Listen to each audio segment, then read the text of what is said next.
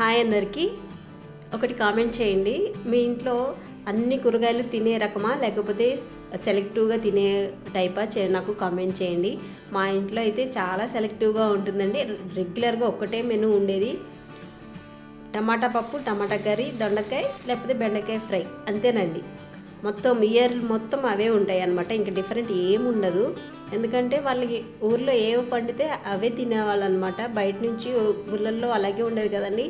ఏమేమి పండితే అవే ఊర్లో అమ్మేవాళ్ళు, అవే తినేవాళ్ళు. ఇంకా ఈ క్యాప్సికమ్లు, క్యారెట్లు, బీట్రూట్లు ఏమి తినేవాళ్ళు కాదనమాట.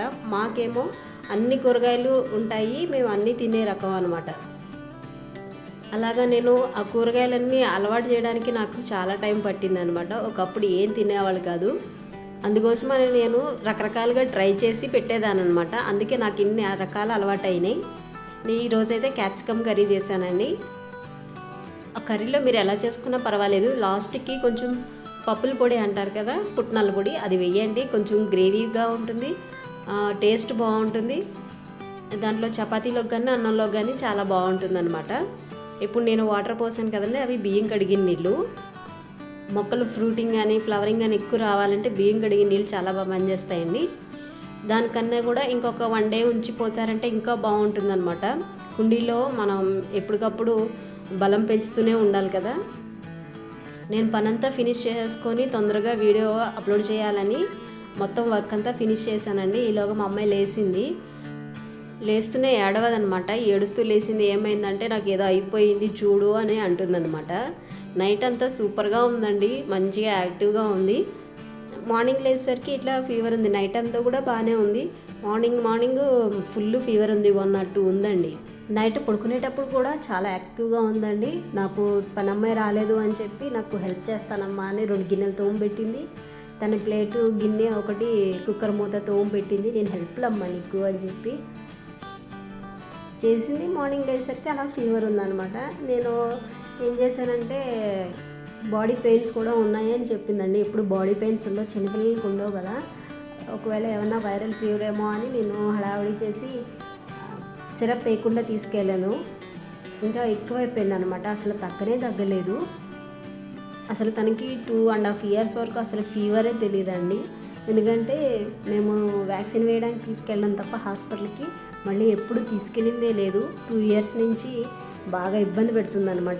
పూజ చేసుకుంటున్న వెనకాల ఏడుస్తుంది చూడండి, మీకు వినిపిస్తున్నట్టుంది. ఇక హాస్పిటల్కి తీసుకెళ్ళి ఆయన ఏం చెప్పారంటే, వాళ్ళు టెస్టులు చేయరు కదండి, హోమియోపతి డాక్టర్ ఎక్కువ టెస్టులు చేయరు, అది కూడా చిన్నపిల్లలకి అస్సలు చేయరు అనమాట. ఏం చెప్పారంటే కొంచెం ఇలాగ సూప్ లాగా చేసి ఇవ్వండి అని చెప్పారనమాట. క్యారెట్, టమాటా, అల్లం వెల్లుల్లిపాయ, మిరియాలు, మిర్చి కూడా వేయమన్నారండి. మిర్చి ఇవన్నీ ఘాటు ఉన్నాయి కదా, అవన్నీ అంత ఘాటు తినదు కదా అని నేను మిర్చి వేయలేదు. ఉప్పు కారం మీరు ఎలా తింటారో దాన్ని బట్టి వేసుకోండి. ప్రాసెస్ అయితే ఇంతేనండి. ఉడకబెట్టేసి కొంచెం మిక్సీ కానీ లేకపోతే జస్ట్ స్పూన్తో ఇలా స్మాష్ చేసేసి అన్నీ ఇమ్మన్నారు. జనరల్గా అయితే సిరప్ వేయగానే కొంచెం కంట్రోల్ వస్తుందండి ఒక 1 hourలో. ఇప్పుడు నేను వేసి దాదాపు 4 hours అట్లా అయినట్టుందండి. 1కి తీసుకెళ్ళాను, 4కి ఇప్పుడు వీడియో తీస్తున్నా, అయినా సరే కంట్రోల్ కాలేదు. ఇంకా డాక్టర్కి ఫోన్ చేశానండి, కంట్రోల్ కాలేదు, ఏం చేయమంటారంటే పారాసెటమాల్ వేసేయండి అన్నారు. వేసానండి, అయినా కంట్రోల్ కావట్లేదంటే చూడండి అమ్మ ఒక 4 hours వరకు 4 hours ఒకసారి వేస్తూ ఉండండి పారాసెటమాల్ కంపల్సరీ అని చెప్పారు. వేసానండి. ఇదే ఫస్ట్ టైం అండి మా ఖ్యాతి పడుకోవడం, ఫీవర్ వచ్చిందని.